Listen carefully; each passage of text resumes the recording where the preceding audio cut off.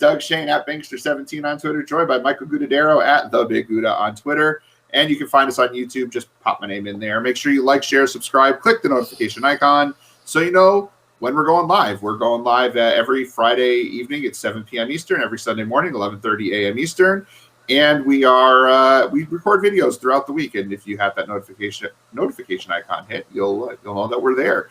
Also, if you would like to find our work, you can find us banksterdfs.com. $3.99 a week gets you access to all of our content, everything we do, all the sports, all we cover pro sports, college sports, niche sports. We've got the daily articles, daily player pools, and the world's best Slack chat, and it's all $3.99 a week for everything, not each, everything. One price covers it all. And boy, we've got a hell of a show for you guys today. We are going to talk who you should play, who you shouldn't play, good chalk, bad chalk, smart moves, not smart moves. Josh Hook's coming on at about noon for his monster leverage. The Hook Monster is going to check us out, talk some GPP pivots. I don't know what the pivot this week. Who knows? Everything's a pivot this week. But right now I'm going to bring in Michael Gudadero. Gouda, how are we doing today? Where are we at, dude? What in the world is happening this week? Well, we got, I guess the early active inactive so far. We got Julio's officially out, Hayden Hurst officially in. And I'll keep you up to date as stuff trickles in. We get official word on anything else. I guess all you need to know is that the Broncos are playing an NFL game without a quarterback today. So I guess that's what we need to know, right? Saints did it last week, and they were just fine. It's a little different. Yeah, it's yesterday was. As we were talking before we came on the air, yesterday was one of the craziest news days that I can remember in a long time, especially for a Saturday. This is where we are. We make adjustments. We move towards it. Let's see. For those following Gio Bernard, he is active today, so that's good there. You get word on Jakeem Grant if you throw that our way too, because Jakeem Grant seems to have some questions. Yet, but I'll let you know on that. Todd Gurley officially inactive too. Philip Rivers officially in. Austin Eckler officially in as well. Jakeem Grant just got word. Jakeem Grant is active. Kalen Ballage officially out. Gardner Minshew officially out. Adam Thielen, as we knew, officially out. Salvin Ahmed officially out. And so that's where we're at. And Austin Eckler officially in. Wild. Yeah, it's wild. I don't even know. It's what? By the way, fun stat about Kendall Hinton, by the way, that I saw online yesterday. Kendall Hinton has thrown a touchdown pass more recently than Taysom Hill has. Kendall Hinton's last touchdown pass was 2017 at Wake Forest. Taysom Hill's most recent touchdown pass, 2016 at BYU. It's almost a year apart. So yeah, Kendall Hinton has thrown a touchdown pass more recently than Taysom Hill. Not to say that we love Kendall Hinton, though. Wow. I had to pick him up and use him as Scott Fishbowl. I waited until the last minute because I'm not in playoff contention, but I had Lamar Jackson and Robert Griffin. And I just can't take that chance. So I said, you know what, screw it. We're going to go with Hinton and have some fun this week. I gave everyone in my league a chance to pick him up, but they didn't, and so I've got him go. I've got a lineup, Gouda, and we talked about this before we came on the air, but the world needs to know. This is where we're at for this week, guys. For this week in Scott Fishbowl, which I know isn't DFS, but in Scott Fishbowl, I am starting Kendall Hinton, Kadero Hodge, and Zacchaeus for Atlanta. That's where I'm at this week. That's where I'm at with this beautiful team I put together with Lamar Jackson and Julio Jones, and I got Eric Ebron, and yikes. Wow. But hey, when you're out of contention, you play every year. Last year I played Tremaine Pope and had a nice week, scored a touchdown for me at the last week of the season. So why not? Great, crazy things happen. Also, one other inactive. It's low news, but it is interesting nonetheless. The Falcons running back Kadri Allison is inactive. So my assumption there is that it looks like they're only going to have two running backs active: Brian Hill and Ito Smith. Beautiful. So that just adds kind of to Hill getting enough touches to make him worthwhile in any format at $4,000. Which I'm glad you bring that up. So let's start this show a little bit differently today. Normally we'll up the DraftKings thing. Now on Friday we had some problem with me showing stuff. Are you able to see what's on the screen now, Gouda? Does this work today? It's not showing up. Seriously? I hate the world sometimes. Let's see. Let's try this again. Let's try it again. I took it off and How about now? Can you see it now? Yes, now we got it. All right. So I just got to load it up after we come on the air. I had it preloaded. Okay. So here we go. Okay, Brandyless is going to be suspended for a week from Bankster writing with that. No, Brandon. No, he's not suspended. Brandon, you check out his work, by the way, BanksterDFS.com. He does EuroLeague basketball and has been absolutely killing it for us, among other sports. But that EuroLeague stuff is fantastic. No TD thieves today. Stop it. It's Brian Hill. So one of the things that we want to talk about today is where should we spend up? Like where should we spend down, really? There's so much value on the slate. And we're going to talk about it, point number 3 here, let others get dumb. Like, do we have to get crazy? Where should we get crazy? Like, I know there's value and we want to spend up on certain players, and I agree with that. But, like, I've got some ideas here of players that I think are worth playing, some GPP, some cash. And then I do think that there's some big-time trap plays, and we'll get into my New Orleans Saints defense rant very soon, I'm sure, who I think is the biggest trap play on the entire slate. But, Gouda, what are you thinking? Like, where do you see, looking at this in front of you, the values worth playing? I mean, I've got Hines, Wilkins, Gallman, Gabriel Davis, Isabella, and Brian Hill. I do think Hines, Gallman, and Brian Hill are all cash viable, where Gabriel Davis, Jordan Wilkins, and Andy Isabella, for me, are more GPP viable. What do you see? Am I missing someone? Is something off? And notice no Kendall Hinton in that. No Kendall Hinton. The DraftKings has him as quarterback, so we don't have to go there this week. Did you? I missed it. Broke out a little bit. Did you mention Laviska Shenault as a value guy this week? I have him as a possible trap play actually this week. I'm just not so sure how that game's going to go. So I probably, as I rush to put this together, I probably should have put maybe Shenault on the value we're playing, and maybe Shenault is the trap play. I'm sort of torn on Laviska. Like I've tinkered with him in my cash lineup, but couldn't do it. I couldn't do it. I just think I happen to think Gabriel Davis is just a better play. The upside is there. The workload could be there, and we just don't know how Shenault's going to get used. And even though he's playing, he is a little banged up still. So I'm not sure. I'd rather just use Tyler Eifert, honestly, for even $700 less than Shenault. So I don't know. Like I get the use of Shenault. I do. Maybe you can convince me otherwise. I'll play. I don't think Shenault is a great play card, and you tell me why you think he should be a decent play. I mean, I just think he's going to be a strong play because I think they're going to have to pass it a lot. I think it's going to be the Browns-Jaguars game is going to be one of those weird ones where I'm anticipating a slow-paced game, and I'm anticipating, as normal, heavy running back usage. So, you could see, especially if the Browns get the opening kickoff, you see like a 8-minute touchdown drive type of thing where, they're just methodically moving it down the field. And from that point, all it takes really is a quick Jaguars, offensive series, whether it's 3 and out or, they're running 6 plays and out, whatever it may come across. And if the Browns can move it again, now all of a sudden you're towards the end of the first quarter, even if the Jaguars are down 7-0, I think there'll be a little more of a sense of urgency there, and that could lead, I think, to a little more passing and some more opportunities for Shenault there. And I mean, honestly, and the other part to it, which is never the best analysis, but sometimes the simplest things just make sense. I mean, there's just nobody else. That's true. It's what, Shenault and Cole, and then you got, Eifert at tight end, and Robinson will get, his check downs. But I mean, realistically, is Robinson going to get more than 8 targets? Probably not.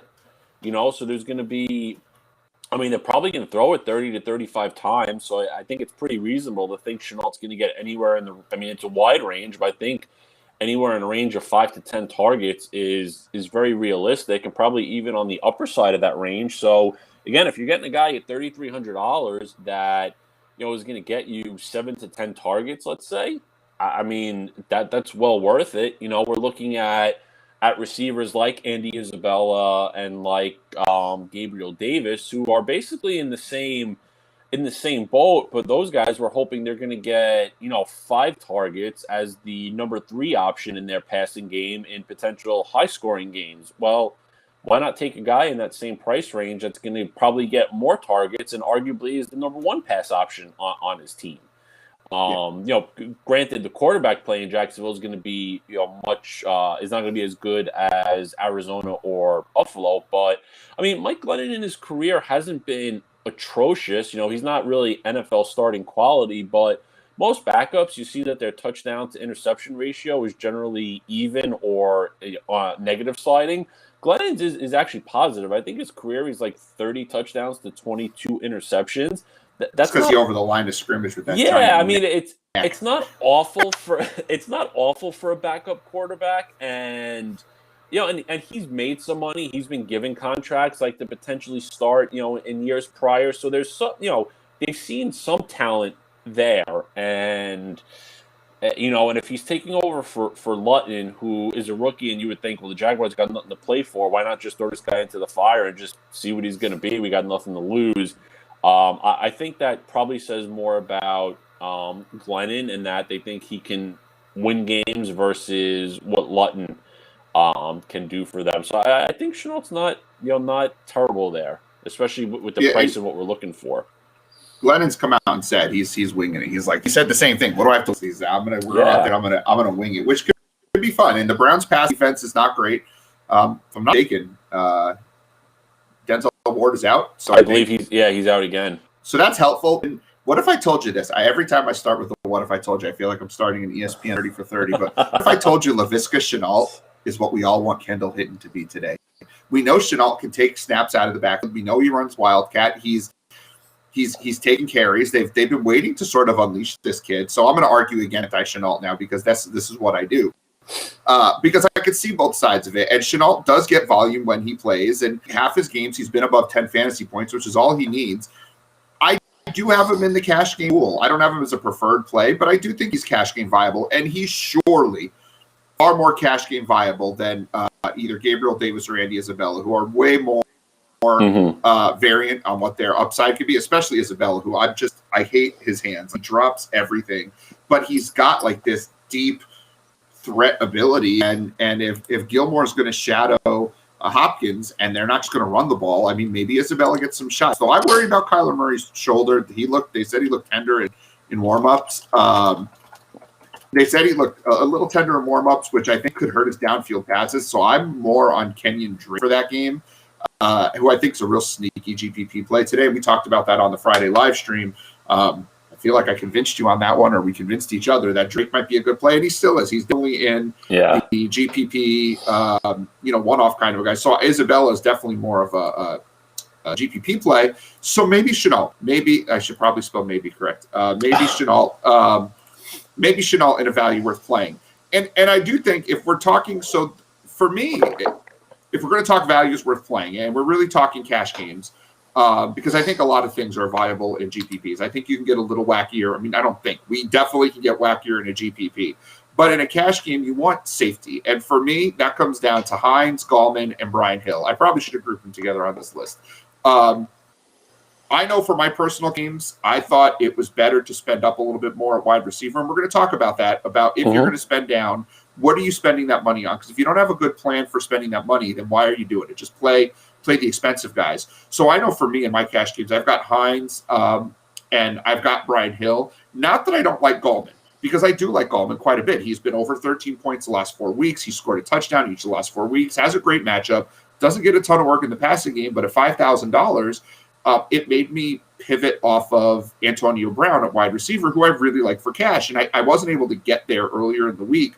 But once the Nyheim Hines value opened up, and he was, he's $400 less than Gallman, and then the Ryan Fitzpatrick value opened up, and I was able to use him over Derek Carr, I was able to get $600 extra to go up from Curtis Samuel to Antonio Brown. Again, there was my plan for spending down. If I spend down, what is the purpose? Now, I was spending down at quarterback regardless because I prefer Fitzpatrick to Derek Carr in this matchup, though I know Carr's got some upside. But I do think that there's a threat of the Raiders running where I don't think that threat exists in Miami as much. But then being able to pivot down to Hines allowed me to move up to Antonio Brown. In a vacuum, probably prefer Wayne Gallman, but because of the passing upside and the fact that Indianapolis is only carrying 2 running backs, And Rivers loves to dump it to his running backs, and Hines is much more of a pass catching back than Wilkins. At $4,600, I think Hines makes a lot of sense. We've seen him have multiple touchdown games before. We've seen him get heavy usage, so we know he can handle it. So for me, based on my build, I went and used Hines and Hill, but that doesn't mean Gallman is a bad play. I just, that lack of pass catching upside, and if we pull that up here, we'll see that Gallman, I think he only has like a couple of targets a game. I think his last game he put up a decent number of targets, but overall he just doesn't get that heavily targeted. And I don't know how much they're going to have to throw to him in this game. Do I think Gallman? Yeah, no, he's had 2 targets, 2, 2, and 1. I mean, he's got 5 targets the last 3 weeks, but he's putting up points. But it's kind of touchdown dependent. He's got some volume in the run game. But, I was talking to Zach Schultz this morning, and for those who remember, we had Zach Schultz on I did an interview with him a few weeks ago. He's one of our members who won $15,000 off of a $5 entry in a GPP. And so he and I were talking this morning, and he was like, I'm kind of afraid to fade Wayne Gallman. And we just sort of had this moment where I was like, worried about fading Wayne Gallman. It's not like we're fading Dalvin Cook, right? We're fading Wayne Gallman. Yeah, he could have a good game, and he's in a great spot. But at the end of the week, you are not kicking yourself for fading Wayne Gallman the way I kicked myself for fading Derrick Henry, Devontae Adams, Alvin Kamara. Those 3 names are very different than Wayne freaking Gallman. You know what I mean? Like, yes. That's the thing. Gallman doesn't have that 5x upside. Like, yes, maybe he's got the good floor for a cash build type of thing, or maybe a one-off fill-in in a GPP, but he's not going to be the guy that's going to get you anywhere. He's going to be the guy that helps you fit in other players. But yeah, I mean, Brian Hill and Hines, they definitely have. They're going to see more passing game work, and frankly, those games should be higher scoring than the Giants game, which that in itself just leads to more opportunities. And also too, I think for Hines gets a little bit of a boost as well because the center for the Colts, Ryan Kelly, is out today as well. And so if maybe they're not able to run it as well, that just leads to more, passing opportunities potentially for Hines there also. And the floor for Hines that much lower than it is for Gallman? I don't think it is. I think they have a similar floor. Maybe Gallman has slightly more touchdown upside, but the floor is the same, and Hines has a higher upside. Yeah, and I mean, and also too, just knowing Phillip Rivers' past and a lot of his tendencies, I mean, you can probably make the argument Hines is the number 2 pass game option today. Oh, I would think he is. Oh, for sure. I think this game's going to be kind of a shootout. Like I think the scores are going to get kind of high in this game. I think this game has a little bit of fireworks. Yeah. Well, Colts defense has a couple of key injuries today of who they're missing, so that's going to play right into Derrick Henry's hands actually. Yep.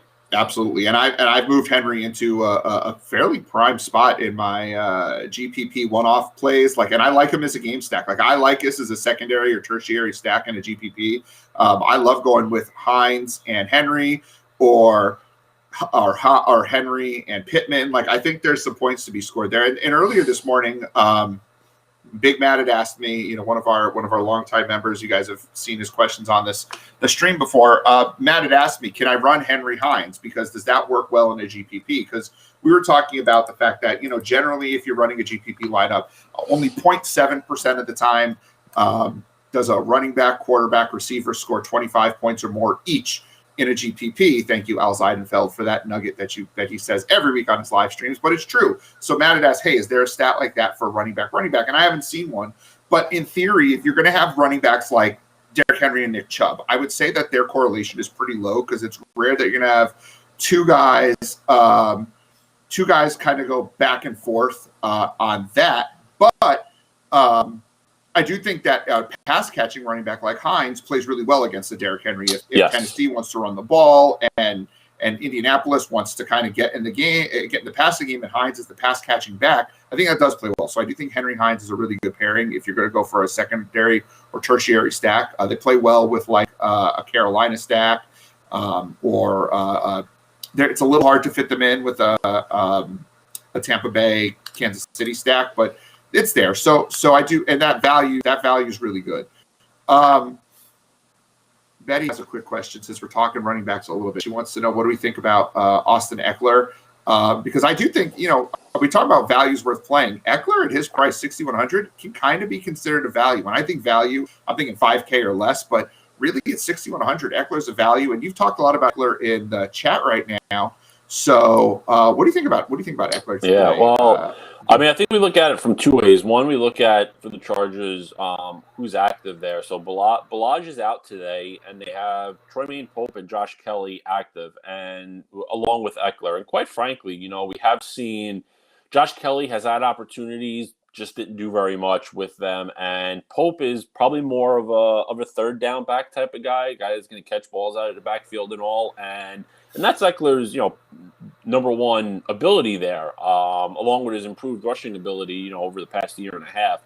And really with where the Chargers are in their rebuild and where their season is currently sitting, they don't have anything to play for right now. So I don't think they'd be rushing Eckler back just to have him active because Balaj is out if he wasn't 100% healthy. I don't think he gets 100% of his usual workload. I think we'll probably see maybe upwards of 70% of his normal workload. So that potentially hurts the upside in some capacity, but I don't think it does because he's going to get high quality touches in a potential high scoring game. And that's going to go a long way, and especially at $6,100, where there's not really many running backs in that price range that you'd look at, or that I would look at, maybe outside of like Kareem Hunt in that area. It's a really weird range of plays. There's not a good middle ground for running backs. No, really running backs, it's like 7,000 and up or 5,000 and under. There's really not much in the middle there. But I think Eckler gives you that ability. And, we did see earlier in the year, it was week 2 where Herbert made that emergency start after the trainer punctured Tyrod Taylor's lungs. And Eckler gelled with Herbert from the beginning. We see in week 3, Eckler had 11 friggin' targets against the Panthers. I don't expect 11 targets this week, but I think he can easily get 5 to 7 targets. That's not out of the realm of possibility at all. Justin Jackson had gotten 6, 6, and 7 targets in his start. Balaj has 15 targets over the last 2 weeks. So it's like, Herbert does throw to the running backs. And if you look at that week 2 against Kansas City with the emergency start, 18.8 points is value on 6,100. I think Eckler, I moved him. If you pull up we pull up my cash game pool here. I moved Eckler into the cash game conversation. Now I'm spending down. I'm doing Dalvin Cook and 2 spend down running backs. But if I didn't want to spend up at 2 wide receiver spots, if maybe I want to use a Devontae Parker, or I felt really good about Samuel or Shepard or Pittman or Chenault even, well, that's, getting back to the conversation we were going to talk about, nowhere to spend up. So if you're spending down, why are you doing it? I've already, stated the case that I spent down from Gallman to Hines and from Carter Fitzpatrick, so I can move up from Curtis Samuel to Antonio Brown in cash. Well, maybe if you're going to spend down to Chenault perhaps in cash, well, maybe you're doing it to move up Hines or a Hill to an Austin Eckler. And so that's a spot where we could absolutely make that happen. And that's where Eckler comes in, and you pair Eckler and Dalvin Cook, and you're going to get yourself some really decent production for that price. If you feel comfortable coming off a higher priced receiver. So if you're going to spend down, and there are spend down options, know what you're doing with that money. If there's no plan, and you're just like, I don't know, I'm just going to click some high priced names because of names. Well, don't do that. You want to make sure there's a plan, and there are names to click, the correct names, but don't just click on any old name as a spend up spot, And I think there are a lot of places where we can spend up today. I think at running back, obviously, you can spend up with Dalvin Cook, and Alvin Kamara, I think, is in play. Derrick Henry in a GPP, Nick Chubb, I love in a GPP, even Eckler. And then at receiver, I don't think DeAndre Hopkins is very much in play for me. He's been far too inconsistent. I guess in a GPP a little bit, but if I'm spending up at receiver, it's to get Keenan Allen or Tyreek Hill or Steph or Calvin Ridley, who's going to be, the wide receiver 1 for Atlanta because Julio Jones is out, and when Julio Jones is out, Calvin Ridley plays well. Or maybe you want to spend up on pairing Kelsey and Waller. I think both are in a great spot. I don't think a lot of people are going to pair them in a single lineup where you do Kelsey at tight end and Waller at flex or vice versa. I just don't see that happening a lot. And I think that's a plus EV play in a GPP. I do think that's going to, even though both will be relatively highly owned, as a pairing, they won't be. And one of the things I think it was Hook was talking about in chat yesterday in our Slack chat was it might have been you, Gouda. I can't remember. So correct me if I'm wrong. But you're talking about it's not the individual player.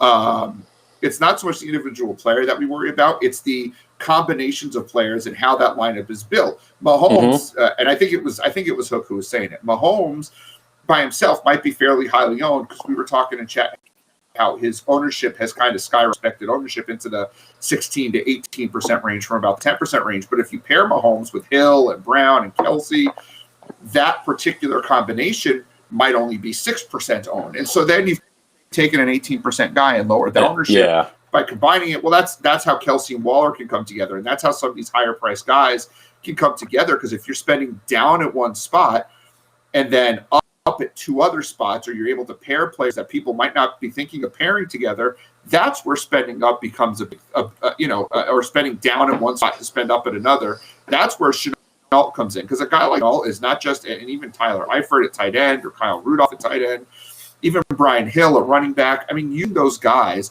is not as it's just as much about what they can do, but it's also as much about what does it allow you to do with the rest of your lineup. So maybe you get a few less points from Hill than you might from Gallman, but spend up from Curtis Samuel to Devontae Parker get you 20 more points. Well, that combination of players might score higher, even though the individual player might score a little bit lower. And it's seeing where that balance comes in. And that's how you've got to start thinking about combinations for your GPPs, even cash games. How does that salary help you? Let's see. We got a couple of questions, and then I'll throw to you, Gouda. Doing that is concerning coming off Gallman. Hines includes volume to Wilkins. He could, but there's only two running backs in that offense. And as Gouda had said, with Ryan Kelly out, the center for the Colts, they're much more likely to throw than run. And Wilkins is more of a running back. Hines does a little bit of everything. Yeah.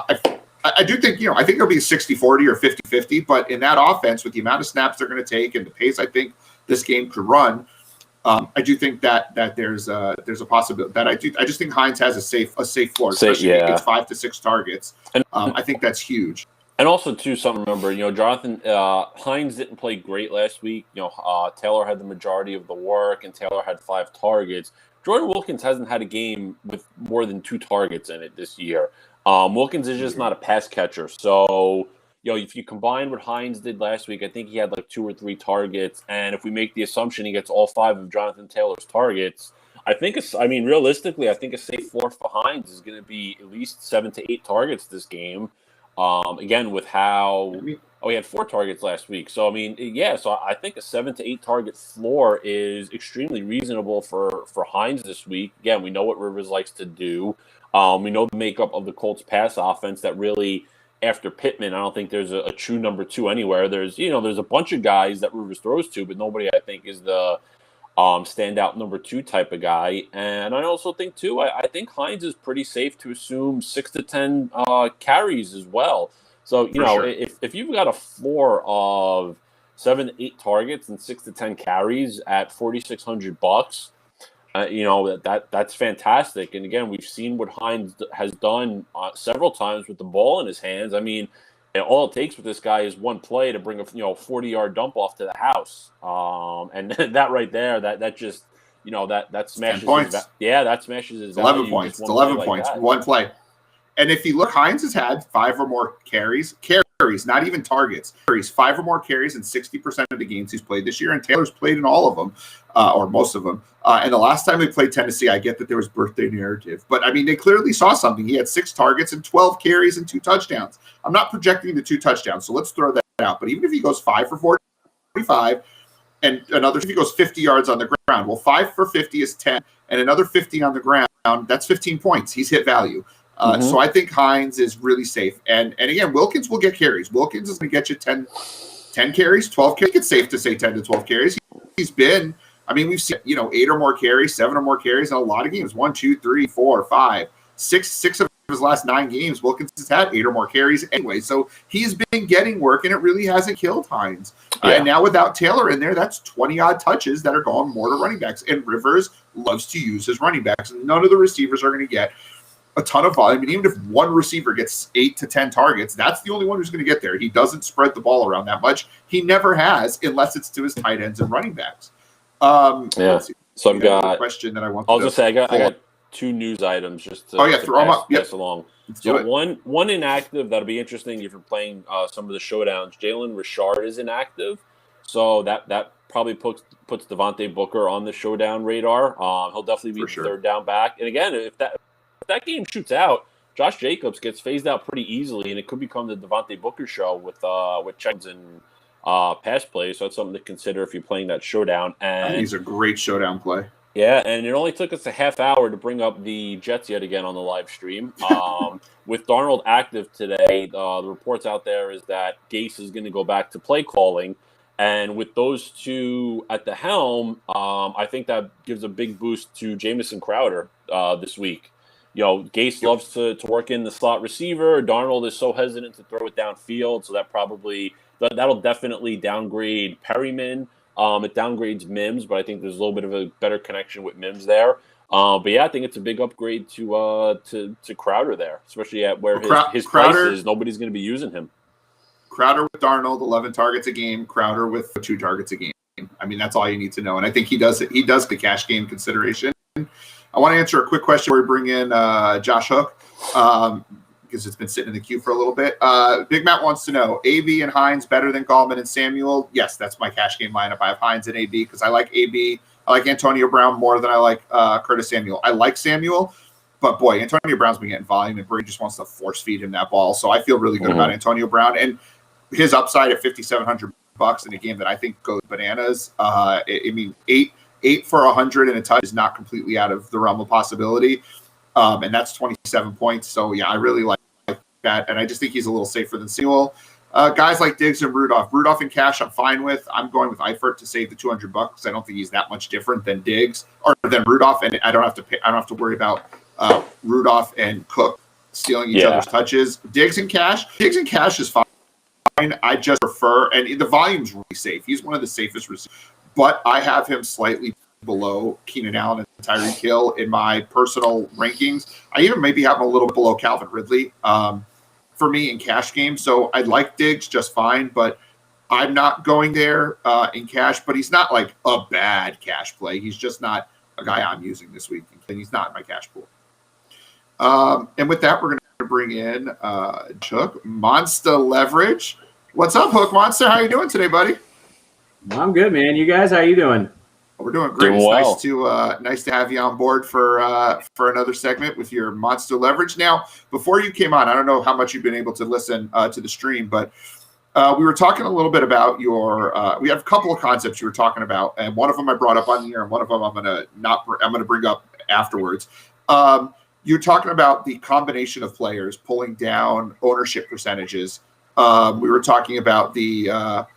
I don't remember who the player was we were talking about the ownership percentage of now, but you had brought up the idea of Pat Mahomes in chat, and then how I think it was you who was bringing that up. Am I right? Was that you who brought that up about stacking Mahomes? The more we start to stack with Mahomes, the lower that expected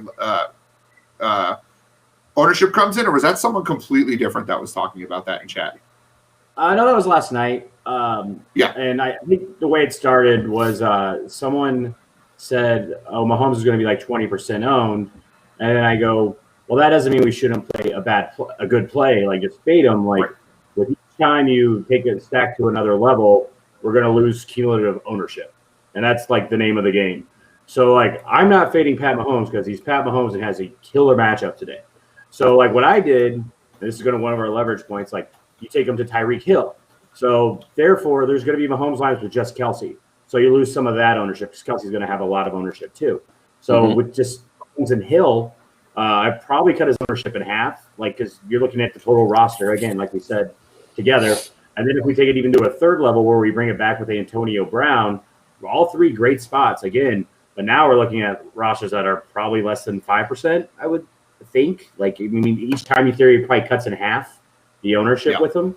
And so I think that's just kind of a way we approach the build. Like we shouldn't just fade a good game environment that we want to be a part of. Like, I mean, it even kind of, this is also kind of I want to touch on that in the news and everyone kind of overreacting to news. Like say like Naheem Hines starting today doesn't change the fact that the Chiefs and Bucks is a great game environment. You know, we do that all week. But everyone gets a shiny new toy and we get excited. I do too. I love reading the news, and but then like after one day of it, I'm like, okay, is NBA over yet? So, well, that's good. Yeah.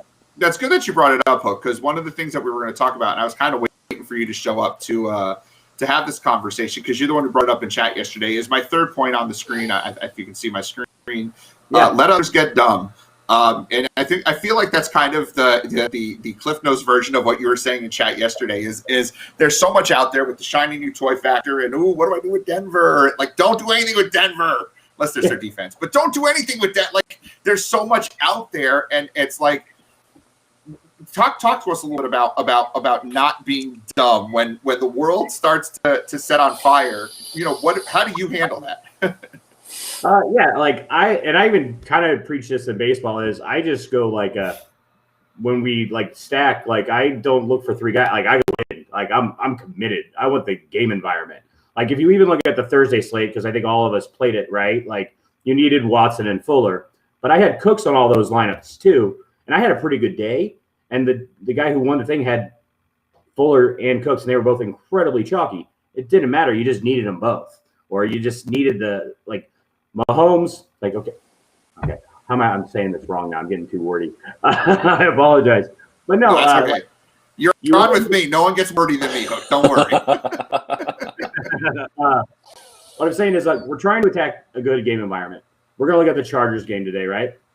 All three of them might not have ceiling games like between Eckler, Henry, and Keenan Allen, right? But if you have Herbert, why don't I still think Herbert's having a great day. And for him to have a great day, probably two receivers have very good days. Maybe one has an excellent day. So why don't I just put Herbert with two of his receivers, attack the game that I think they're going to go 30 plus. My lineup's already different. I can bring it back with the bill. I don't have to. It's not something that most people aren't taking the second level of the stack, and they're just taking a quarterback and they have to have a receiver with them. But really, what you need to do when you're doing that, and this will be makes it a little more unique, is what gets them to their ceiling. Make your decision on what needs to happen for you to make the most money. Like, for a perfect example today, Oakland-Atlanta game. I think points could be scored. Darren Waller has a great shot at scoring today. But if the Atlanta offense does nothing, Darren Waller's a terrible play. So you need to bring him back with an Atlanta Falcon. Like, they have to get points. Else Darren Waller, Oakland will run the ball 35 times. They have no problem with that. If they can keep it slow and gross game, they will. But if Atlanta can put up points, that will lead to Darren Waller having possibly a huge day if they're chasing or whatnot. So if that doesn't happen, though, just Darren Waller's done. I'm sorry. So it basically comes back to you've got to tell the story. Like, if the story is that you want one to score, well, the story has to be Atlanta making Las Vegas, not Oakland, Hook. I die a little inside every time you say whatever. Don't move in 3 years. I've done this 3 times in my life as a Chiefs fan. I'm not giving you anything. If Las Vegas, if you need Las Vegas to throw, then Atlanta has to score, and you've got to have that run back. Calvin Ridley's the smart play, right? But that doesn't mean that Gage and Zacchaeus and Brian Hill and Hurst aren't available. But like Hook's point is so true. Like, if you're telling that story, go all in on that story. Don't maximize your points. I think that's such a great point to make, Hook. I love hearing it. It's why we stack 5 in baseball. It's like I know the Yankees are going to score 10 runs tonight. I don't know who, but someone is. So I'm just going to get them all. When in doubt, make more lineups, more combinations, more lineups. That's true. But like, honestly, one of the things that I didn't write this down here, and I really meant to write it down. One of the things that I do as the slate wackier, and Hook, maybe you do the same thing. As the slate gets wackier, I concentrate my player pool. I don't expand my player pool. I concentrate my player pool, because as people are looking to do, using the word dumb just seems insulting, but I'll say dumb. As people are looking to do dumb things, that's only going to lower the ownership on games like Kansas City, Los Angeles Chargers, Buffalo Bills. Those are the 3 best stacks on the slate, right? We're talking those three games are the best 3 stacks. And if the ownership's going to go down because people are like, I'm going to go do a Giant stack, or I'm going to try to do something stupid with Denver, or I'm going to run New Orleans, because the Denver not having a quarterback, by the way, does not help the New Orleans offense. It only hurts them. And we're going to get into a big Saints rant later. But Like, shouldn't your player pool condense, not expand? What are your thoughts on that, though? Okay, so I kind of go with like a game pool is how I call it, but it's very exactly what you just said. Like, so I had like 40 receivers on my player pool yesterday, and like 8 to 9 quarterbacks I was willing to play, and now I'm down to I have Herbert and Allen, so I'm just Chargers Buffalo game environment. I'm not playing Brady, but I have a ton of Mahomes. I have Fitz and Cash. I think I have a couple, but they're like pretty into that. Like, again, they have Fitz, they have Devon Parker, they have Gesicki, and they're bringing back with more Crowder than Mims because Darnold loves Crowder. But like, it's as a whole, again, the game environment, because for them to hit tournament winning ceiling, Jets got to score something, or it'll be like the week 6 matchup where it was 24-0. You know, I need it to be more like the Chargers last week where it was 31-19 or something. You know, so I just tightened up those pools, and then I call it secondary stacks because I think a lot of times we get so worried about hitting the one-off play that, like, so for me today, like in my Chiefs stat, or all my stacks, actually, I have them with everybody because I just basically narrowed down to those 4 games.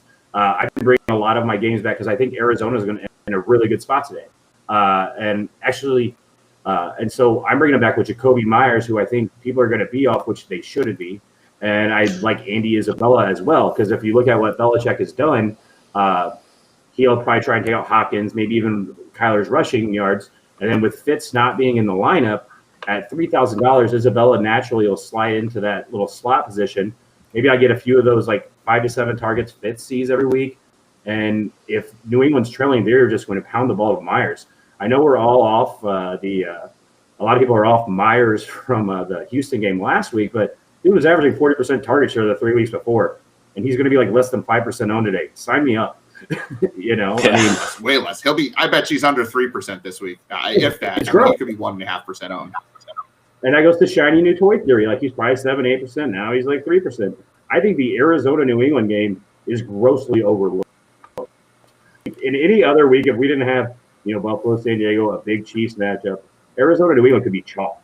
And like, I really wanted to even play Damian Harris in a lineup to hedge against what I thought was going to be earlier in the week Arizona New England chalk, because New England's missing 3 guys on their D line, or no, excuse me, Arizona's missing 3 guys on their D line. They've been getting ravaged by the run, and like, there is a shot that New England could just run and slow and gross this game up, and we'll be on Murray and everything, and I'm going to let you do that.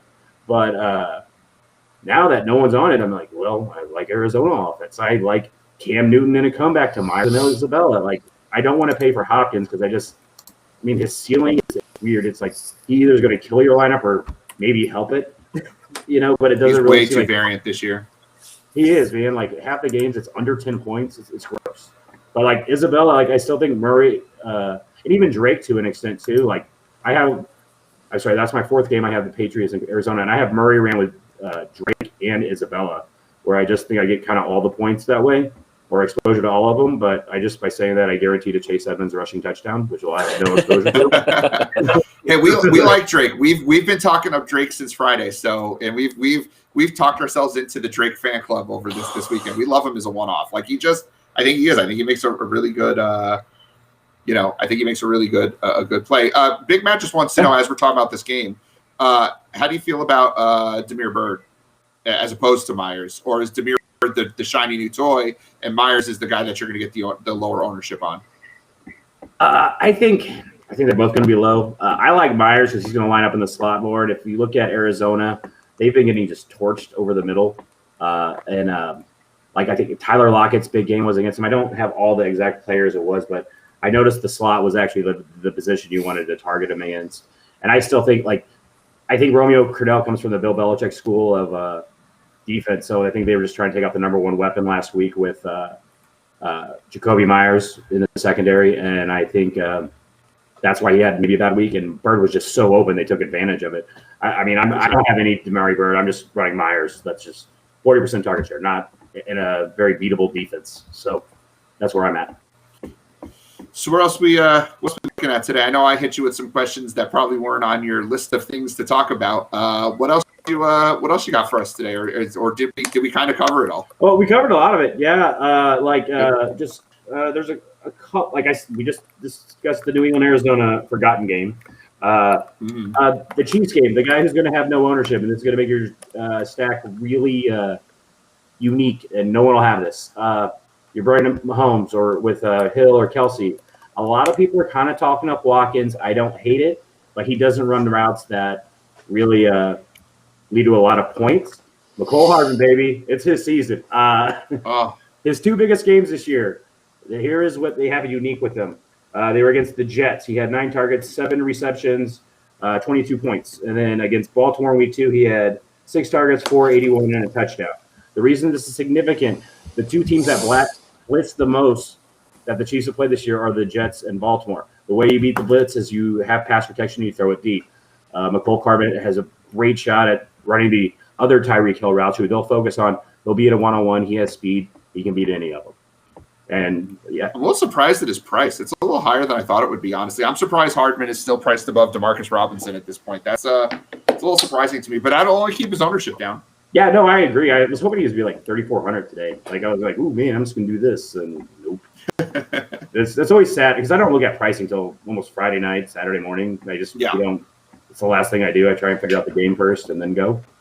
And I was kind of shocked he was 4,200. So yeah, it's a little high, but again, he'll fit easily. I mean, you can fit him for 4,200, especially if you're running him as part of a home stack or even as a one-off against like. It's not too hard to fit in a $4,200 player as a one-off in most stack environments. I don't have much. Like, I mean, all my prices seem kind of condensed this week because I'm so tight of a pool. Yeah. So the only other, I got like 2 more guys real quick. Do it. I'm really heavy on Gallman today. He's playing the worst rush defense in the league.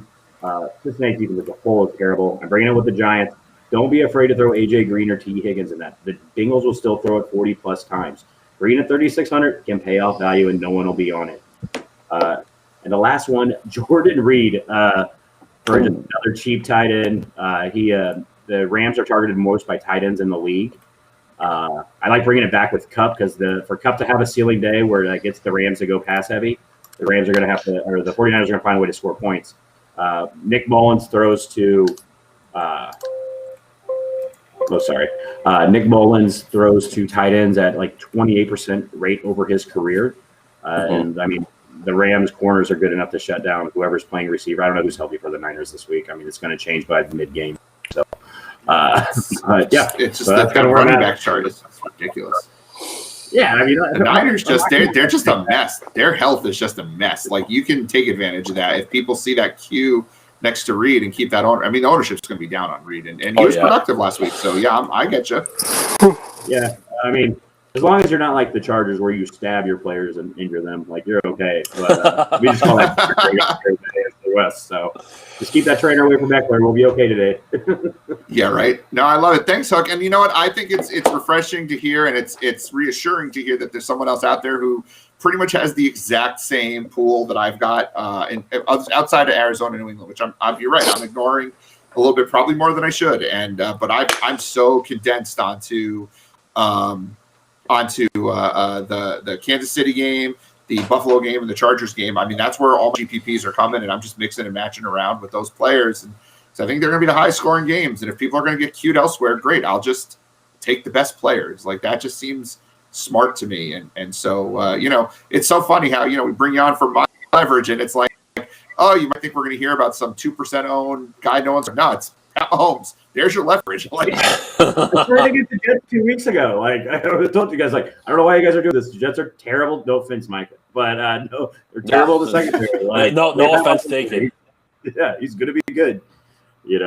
Yeah, no, and every time people think, oh, they're just going to run the ball. No, they're not. Kansas City's not running the ball. They're going to throw the ball 40 times, and Mahomes is going to put up big points this week against Tampa. Well, I don't care how good Tampa's defense is. They can beat Kansas City can throw on anyone. I'm not worried at all. That's the thing. You can't run on Tampa, so there's no reason to think they're going to try to give Hilaire 20 carries this game. It's just not going to happen. Why would they today? If they didn't do it against the Jets, they're not going to do it against anybody. Or Carolina, they're not doing it against Tampa. Yeah, and Andy Reid's smart enough to know what they can do well against this team, and like Mahomes is going to throw it 40 plus times today. Sign me up. Don't just write the price. I'll figure it out later. And there's enough value to make it work. Yes. There's enough value to make it work. Awesome. Hook, thank you so much for your monster leverage. Guys, if you want to see Hook, you can find him, of course, at banksterdfs.com. He's in our Slack chat all the time, covering everything. I don't know what sport Hook doesn't cover. Hockey, he's got football, baseball, not the NBA. We covered that last week that he doesn't do NBA, but he's there to talk. If you talk NBA with Hook, I guarantee he'll respond for sure. Yeah, I will. So, did anyone see the KBO sword the Dinos had? I mean, I covered KBO. Did you see the sword they had? Like, they looked like the masters of the universe when they won the champion. It was awesome. Like, every trophy in America needs to be questioned right now about what it is. I forgot about the fact that KBO back in March feels like such a long time ago. So long ago. But Hook was our KBO master. Who knows? Maybe next year he'll bring back some more KBO as he's writing up hockey and Korean baseball. I like sleeping. Hook, thank you so much. We'll see you, I'm sure, in Slack in about 40 minutes. And good luck this week. And let's hope your stacks work. If your stacks work, we're in for a good week, buddy. Dougie, we're having a good day. Later, Hook. Later, guys. Good luck today.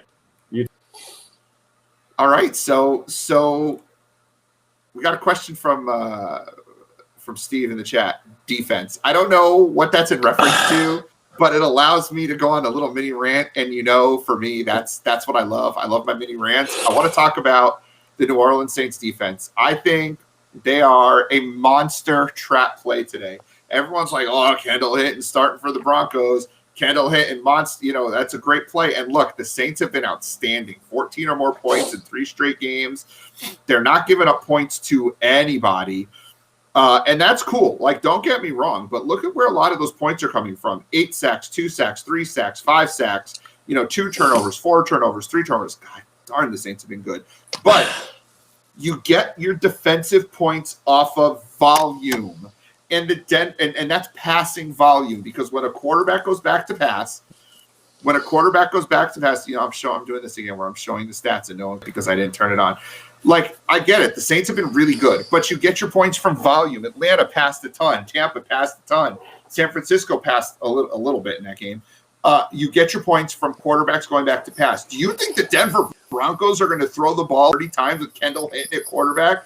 If they throw it 10 or less times, I would not be shocked. If they throw it more than 5, I'll be shocked. They're going to run so much wildcat and hand the ball off and run options and all these plays that just aren't going to produce sacks, and they're surely not going to produce interceptions. Yeah, the fumbles could be there, but at $3,800 at the ownership they're going to have, kind of need the Saints. Excuse me, you're going to need the Saints a shutout or maybe 3 points allowed and a few turnovers and sacks. Like, they're to get to 12 points to hit value. And even if we want just 2x from our defense, you're still going to have to get to about 8 points. And 8 points is not an easy number to get to. I get that they've gotten there each of the last 3 weeks, but they've only been there half of the season. So they've been on this great run, but they're facing a team that gives them volume. There's no volume coming from Denver. I think the Saints are a massive trap play. Now, listen, if Hinton fumbles and the Saints run one in for a touchdown, yep, they've hit value, and I'm wrong.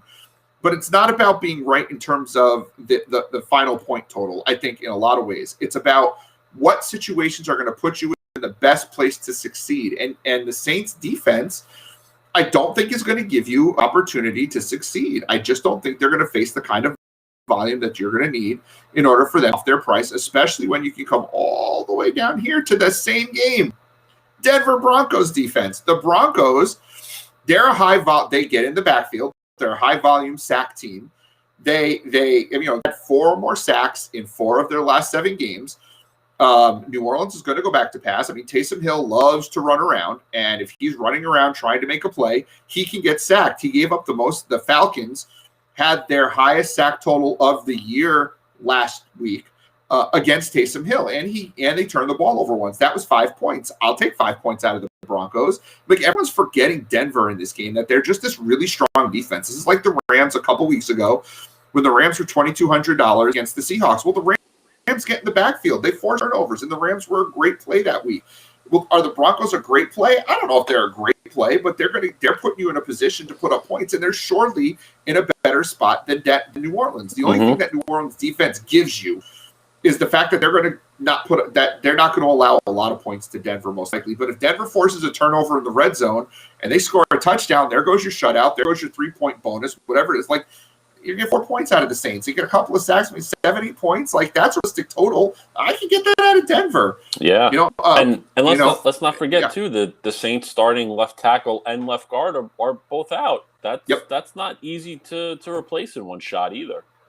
I have Denver all over the place. I love Denver. Now, Paul wants to know, long-time member Paul wants to know, Giants or Browns defense, will Jacksonville pass? We talked, Paul. We talked about earlier in the stream. We do think that Jacksonville's going to pass. Glenn has come out and said he wants to pass, especially if they're down. They're going to have to pass. And the Cleveland Browns defense is outstanding. They're a great defense, at least in terms of getting in the backfield. I understand Myles Garrett isn't playing, but still, this is a defense that can get in the backfield, cause disruption, and they turn the ball over a ton. It reminds me a lot, I've said it all year, of the Pittsburgh Steelers last year when they got Minka Fitzpatrick. They got in the backfield, they caused disruptions, they were getting turnovers at a really high clip. Well, look, you had 2 turnovers week 11, 2 turnovers in week 7, 5 sacks, 4 sacks, 2 sacks, 2 sacks. Over the last 3 weeks, they haven't given up more than 17 points in a game. Now, I understand they've been playing in some weather, but playing against Jacksonville, it's not like playing in weather, but it's a bad offense. And Mike Glennon is not a great quarterback, and he's not a mobile quarterback. So he's going to stand there like a statue and get himself sacked. And so I do think the Browns are a good play. I'm not playing them over Denver. I'm not playing any defense over Denver. I want the money. I want the $900. We don't like to spend up on defense. If the Browns were $2,600, I'm probably using them a lot more. But at $3,100, I could save $900 and go to Denver. The same thing goes for the Giants. The Giants have gotten 2 or more sacks in every game this year. They've scored 4 or more points in every game this year. And only 2 other teams on the slate can say that. And I believe it's the Colts and the Rams maybe, or the 2 other teams can say that. And they're really good defenses. The Giants are a really good defense. They don't give up a ton of points. They do get in the backfield and they force some turnovers. And they're in a great matchup against Cincinnati, who will go back to pass 40 times today. But they're $3,200. Are they better than Denver? I don't think so. I don't think they're that much better than Denver that I'm going to spend the extra $1,000, because what can I do with that extra $1,000? That extra $1,000, it's $1,100, but let's just say I got $100 left over. It's the extra $1,000, the difference between Wayne Gallman and Austin Eckler. Like, that's not even a decision for me. It's the difference between Curtis Samuel and Antonio Brown, or Devontae Parker, or a $5,400 receiver and Justin Jefferson, who's great in a GPP. I'm not giving up a better player just to get a better defense or a better defense. Like, I just don't see it. And so, no, I'm not spending up time. I'm doing Denver. I'm gonna have a lot of Denver. Do you see it any differently, Aguda, or am I kind of on that right path for your? No, I like paying down on the defensive end. I mean, to put numbers to it, like you had the Giants stats up, and I think 2 weeks ago they had 4 points. If you're getting 4 points out of a $3,200 defense, that's way different than getting 4 points out of a $2,200 defense. Sure. The extra leverage that it gives you when it's a cheaper price tag and what it does elsewhere. Listen, it's a lot to be considered. Now, if you have strong conviction on the Giants or the Browns, you think, well, those other offenses are just so bad, or we saw what happened with the Bengals last week in that offensive line, that they couldn't stop a soul on the Washington defense. You think the Giants are going to get 6 sacks, and they should have no trouble at least picking off one Brandon Allen pass? Then yeah, if you have that kind of conviction, go with it. But if you're just looking at it as, well, it's a good matchup, so I'm going to use them because it's a good matchup, well, then in that scenario, just take the cheaper defense, because defense it's such a crapshoot, especially too, like in a game like the Giants game or the Browns game. What if it's the fourth quarter and one of those teams is up 28 points and the defense just plays prevent and they allow 2 touchdowns in the fourth quarter? That's going to hurt your final output there. Versus the Bronco game. I think it's a pretty safe assumption to assume that not only is that Bronco game going to be very low scoring, there's a high probability that Broncos game, it starts at 4:00 Eastern time. It's done by like 6:30. That could be 2.5. If that 6:15, 6:10. Yeah, that could be a 2 to 2.5 hour game. If that's happening, it's no points being scored in that game. It's very high. It's likely the Broncos maybe only give up 10 points because the Saints just don't need to do anything. And maybe the Broncos are getting in the backfield. Now all of a sudden you're getting 5 points out of a $2,200 defense. That goes a very long way.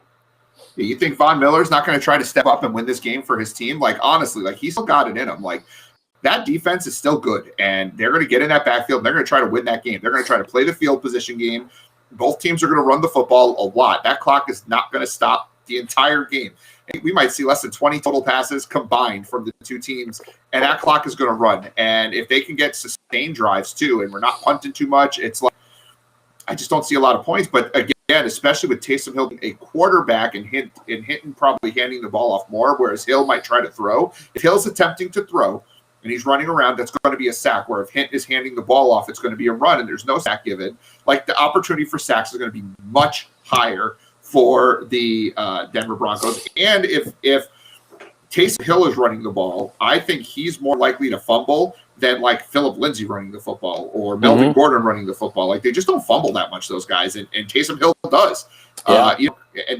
I think we'll see some Latavius Murray. I think, maybe they'll get Kamara a little more involved after the criticism last week. But last week, all we know is Kamara got 50% of the touch, or 50% of the snaps, which is ridiculous. That's just not gonna. That's not conducive to a high scoring game. And if Hill just tries to pepper Michael Thomas, the Broncos cornerbacks are a lot better than the Falcons cornerbacks. Like, they're not going to let that. They're going to jump routes. And I mean, the pick six is not out of the question. Like, even if both defenses score 0, I'd rather get a 0 though out of the 20 defense and the $3,200 defense. Or the $3,800 defense is where it is with the Saints. And so I just think that's not a great spot. I just got we were talking about making smart plays this week. I just got a text from a friend. One of my friends from, I've been playing football with him for a lot of years. I've been playing with him for 20 years. And he just asked me, should I use Kendall Hinton, a wide receiver, over a stud wide receiver? So he's playing season long. And I understand it's season long, but the concept still plays for DFS. I'm like, well, it depends upon who you're playing him over. Like, am I playing Kendall Hinton over Kadarrell Hodge? Yeah, even though I like Kadarrell Hodge this week and I've got him in a GPP, sure, I can see in a season long, if that's where your options are at, I'm playing them both in fishbowl. But if you've got the yeah, sure, Hodge, Hinton's going to touch the ball. But I asked him, I said, who are you considering playing Hinton over? And he said, Mike Evans. No. Why? That's, this is let others get dumb. No. Will Hinton touch the ball more? Sure. Might he score more points than Mike Evans? I guess it's within the realm of possibility if he goes back to his Wake Forest days and, channels his inner quarterback, but he wasn't that great of a quarterback there. You know what I mean? It's not like the guy was the best quarterback. He lost his job to John Wofford. The guy wasn't a great quarterback, and he converted him to wide receiver for his senior year. He knows how to take a snap. That's pretty much where it's at. The team wanted to use their strength and conditioning coach, their quality goal coach, whatever the hell it was, to play quarterback before Kendall Hinton. Kendall Hinton is an emergency play only. Yes, I'm using him in fishbowl because A, I have no shot in the playoffs. B, my other quarterback's Lamar Jackson, and there's no one else on the waiver wire. Honestly, this is my last week of playing this year, because I'm not going to the playoffs. I think it's going to be a fun play. If you're doing it for any reason other than shits and giggles, I don't think you should play him over a stud player. If you're starting Marquise Brown this week, and he's your only other option is Marquise Brown or Kendall Hinton, I could see using Hinton because we know the game's going to go. I get that. That makes sense. Same with Deontay Johnson or Juju or any of those players from the Baltimore or Pittsburgh game. Though I do think that game I think that game gets played, which I think is ridiculous. But Hinton over that, sure. Mike Evans? No. Just no. I'm using him in FanDuel Showdown because he's going to touch the ball 40 times if he takes every snap, and I think that matters. And he's priced decently. I would probably not use him in FanDuel Showdown because I think he's and DraftKings Showdown because he's a little more priced up. And I just no. This is where there's a lot of players out there where you can get them, and I don't think I don't think it makes a lot of sense. I don't think you should be using Brandon Allen. He's super cheap at quarterback. I don't think you should be using him. I don't think you should be using Mike Lennon. There's no point in it. You've got Fitzpatrick at $5,500. You've got other players, other positions where you can spend down. You've got a plethora of 3K receivers, of 4K and 4 to 5K running backs. You've got low price defenses. You've got multiple punt tight ends you can play. No. What story are you telling that Brandon Allen is going to be a worthwhile play this week? Now, again, this is the kiss of death because this is when I went off on Fulgham and Claypool, and they both had massive weeks, and I did do this every week, and I crap on a player, and he does well. But really, what is the story you're telling that Brandon Allen's going to do okay? The Giants' pass defense, which is pretty decent, is going to not shut down that pass offense? Seriously? You're going to be him over Fitzpatrick or Carr or any other real quarterback. That's not a smart play. And that's the big thing. I mean, also, too, you got to look, all right, if Brandon Allen is going to be a viable guy, well, that means he's going to have to throw it 30 to 40 times at least, if not more. And something like that plays into, well, playing catch-up. Do you really think the Giants are going to be up double-digit points at any point during the game for Brandon Allen to be in that catch-up mode?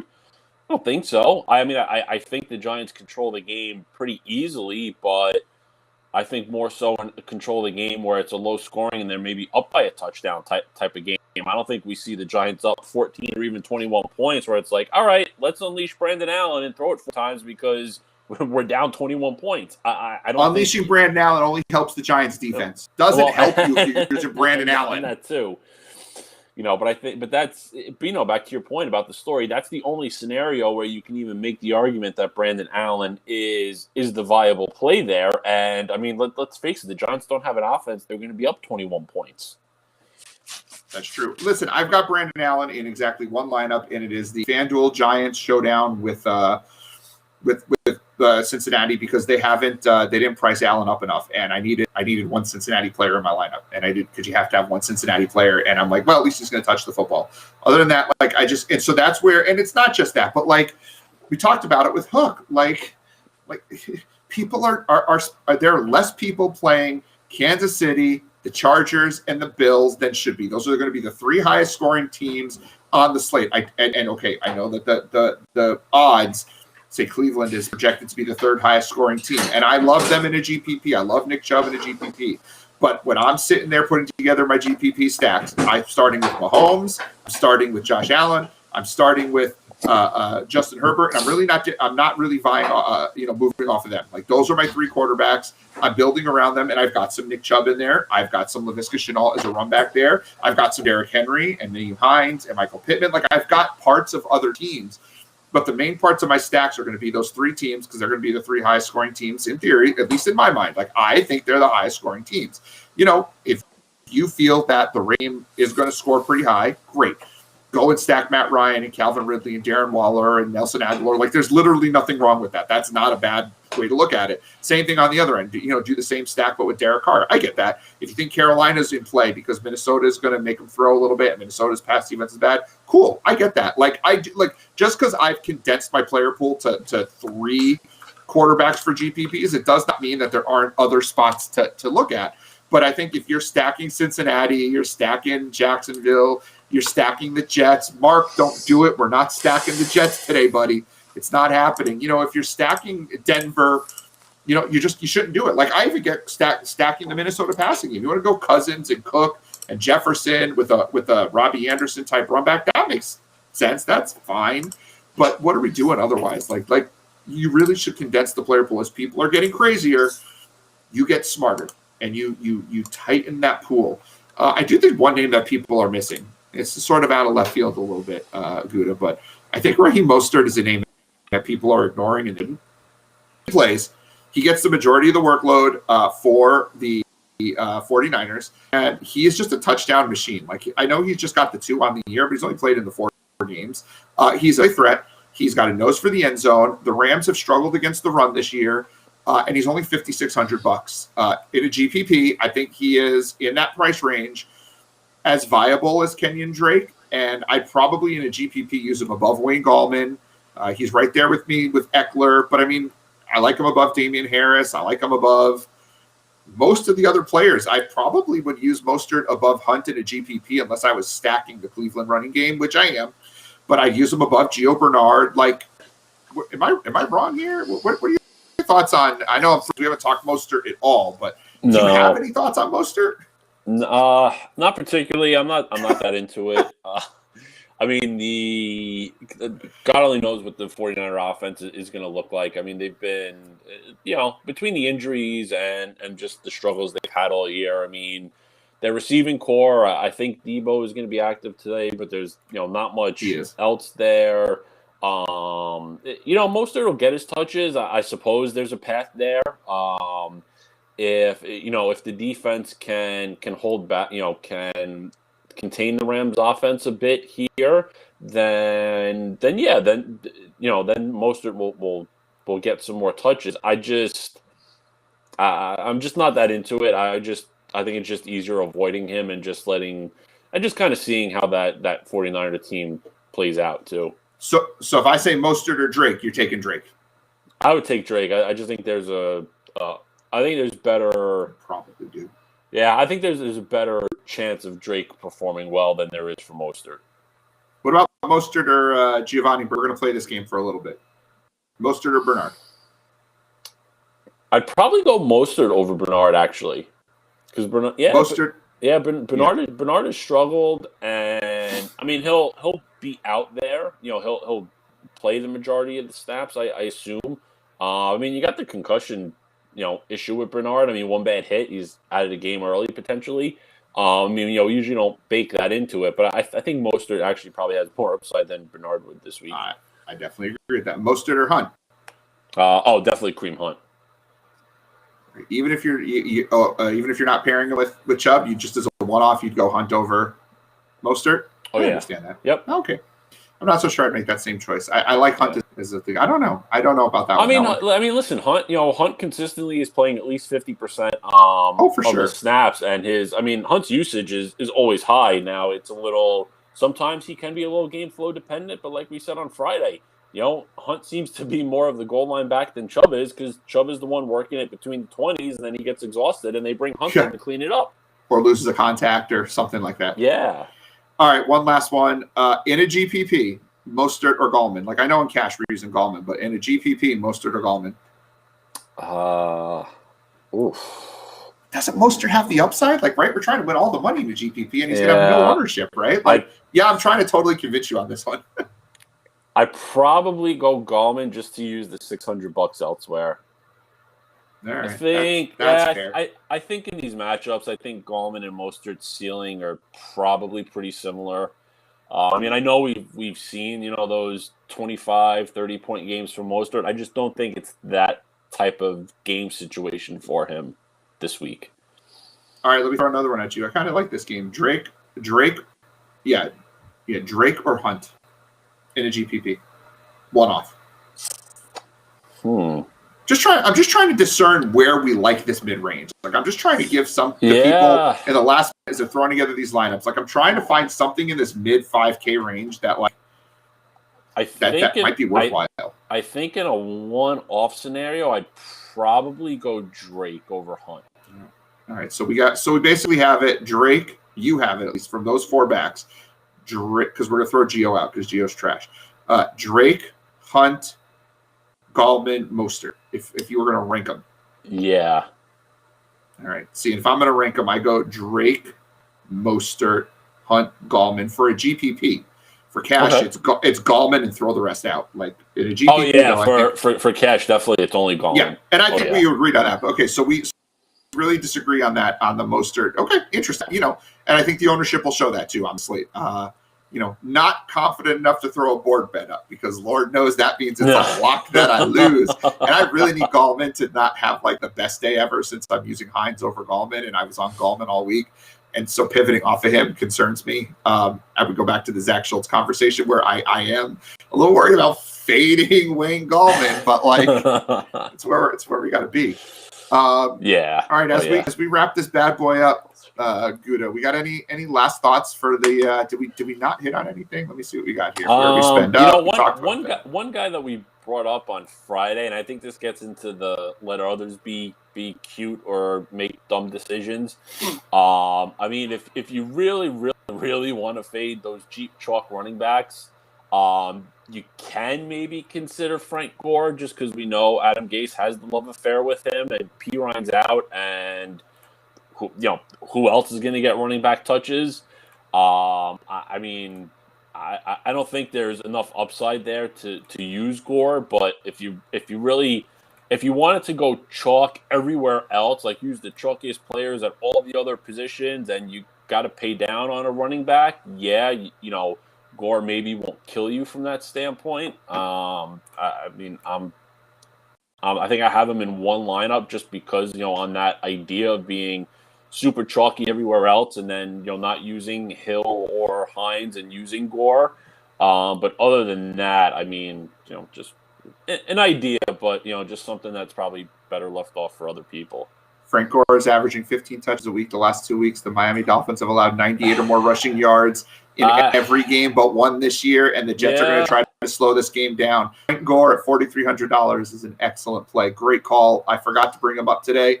Not a cash game play at all, but if you absolutely want to fade some of the Brian Hill chalk and some of the Nyheim Hines chalk, here's your guy.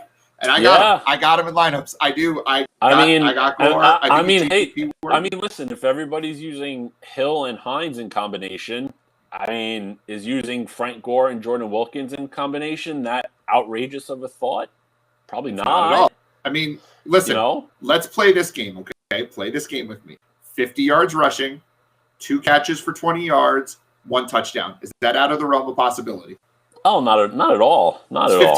That's 15 fantasy points. He gets 3 catches for 30 yards. He has 4x his price. It is so within the realm of possibility. When Frank Gore gets 16 points and breaks this slate, we can both come in victory lap this one. I think Gore is a good play. And I feel bad because that we're mentioning them so late, because I know how some of our members, our community is, and some of them are going to go rush to put Gore in there, and we've either made their day or we've ruined their day. And of course, as always, it comes back to us at the end of the show talking Jets to screw with people's lineups. But Gore's a good play. Here comes the Frank Gore, Sam Darnold, Jamison Crowder stacks. There it is, folks. You got it with your Devontae Parker run back. There's your big $1 million stack. I mean, hey, the DeAndre Swift pivot was in the final 15 minutes a couple weeks ago over Duke Johnson. So sometimes good stuff comes out of it. Well, he's not a Jet. No.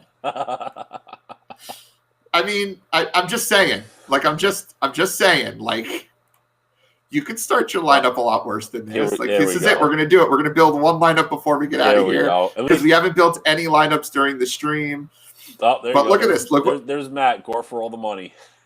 Oh, poor Matt. Poor Matt. Like, everyone had been quiet in the chat. I was like, oh, we might have survived not torturing people. And there's poor Matt. He's like, Gore for all the money. But look, look what you can do. Look what you can do with the Jet stack this week. God, I hope people tune out at this point. Like, I want a really high viewership, but like, this is the point where everyone should have been tuning out at this point. Put Kelsey. Right? Put Kelsey. You could. I mean, we're doing this, huh? You can put Kelsey. You can put Kelsey and Eckler in the lineup, and you can still you can do a Jet stack with Devontae Parker, Austin Eckler, Tyreek Hill, Travis Kelce, Antonio Brown, and a good. You could get even higher than the Broncos. I don't know. You have $500 left over. We have ruined people. Oh my goodness! This is, you know what? I'm turning off the screen. I'm turning off the screen. No, that's gone. No more talking about the Jets. It's a good lineup, though. It's a lineup that can totally work. It can totally work. It's not terrible. It's not terrible. It's terrible. It's the Jets. Watch that be the lineup. Watch that be the lineup. That wins everything this week. All right, guys. Gouda, thank you for another fantastic show. We got about 10 minutes until kickoff. Folks, you can find us if this is your brand of fun, and it should be, right? We're fun guys, and we have good picks, and we talk Jets every week. You can find us banksterdfs.com. $3.99 a week gets you access to everything we do, all the pro sports, all the college sports, niche sports, some non-sport related stuff, sports cards, sports betting, movies and wrestling, and we cover everything. You're not there for the wrestling, though. You're there for the good stuff. And NBA season starts in less than 1 month. We are 4 weeks away from NBA season. We've already got our first NBA article out. We've got a team of NBA experts ready to go. Hockey's coming, and obviously we're going to finish up football season strong too. And NASCAR and golf and MMA every single week. Tay Wagner, man, he just kills it with that MMA stuff every single week. He's popping out crazy articles and making people money every single week. Big shout out to Tay, and you got Brandon doing the Euro League, and Jeff Kaminsky, FSWA Soccer Writer of the Year. killing it with NASCAR's off season, but he's putting out 2 to 3 soccer articles a week. Like, it's a reason he's the writer of the year, guys. So all of that, everything, pools, Slack chat, the Slack chat's worth it alone. The player pools, the articles, everything, $3.99 a week total. Find us at banksterdfs.com/subscribe. You can find me on Twitter at Bankster17. You can find Gouda at The Big Gouda. You can find us on YouTube and just put my name in, Doug Shane. Make sure to like, share, subscribe. Click the notification icon so you know when we're posting videos. We are live every Friday evening at 7 Eastern, every Sunday morning at 11:30. And, we can go live a lot more depending upon what sports in season, and you'll see our faces quite a bit. That's it, guys. BanksterDFS.com. Best of luck. Week 12, NFL. Don't be dumb, guys. Make smart plays. Condense that player pool. Win lots of money. Can't wait to see all the green this afternoon. Later. Oh, yeah.